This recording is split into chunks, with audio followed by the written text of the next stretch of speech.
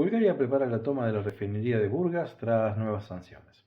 Polonia mueve fichas para llevar gas natural licuado a Estados Unidos, a Ucrania y a Eslovaquia, y el frente en Pokrovsk se endurece. Te lo explico simple en pocos minutos. Si te gusta este contenido, suscríbete y compartilo. Hay tres nuevos movimientos hoy que cambian el tablero energético y de seguridad en Europa del Este. Te los cuento bien al punto y al grano. 1. Bulgaria se prepara para intervenir la única refinería del país, en Burgas, actualmente el Lukoil. ¿Por qué? Porque las sanciones de Estados Unidos y Reino Unido contra las mayores petroleras rusas complican su operación fuera de Rusia. El plan búlgaro sería tomar el control legal y venderla a un nuevo dueño para evitar un parón que dejaría al país sin su principal fuente de combustibles. Lukoil ya avisó que piensa desprenderse de activos en el extranjero ante estas sanciones. La traducción simple sería que Sofía quiere que la refinería siga funcionando, aunque sea con otro propietario.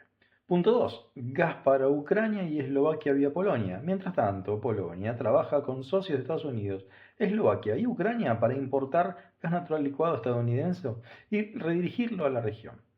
Se habla de varios miles de millones de metros cúbicos al año, suficiente para cubrir prácticamente el consumo anual de Eslovaquia. Esto encaja con el plan de la Unión Europea, cortar la dependencia energética de Rusia, con metas que incluyen frenar el gas natural licuado ruso antes de 2027. Prácticamente. Más barcos de gas desde Estados Unidos, más seguridad energética para los vecinos de Ucrania y menos palancas para Moscú. Punto 3. Guerra en el este de Ucrania.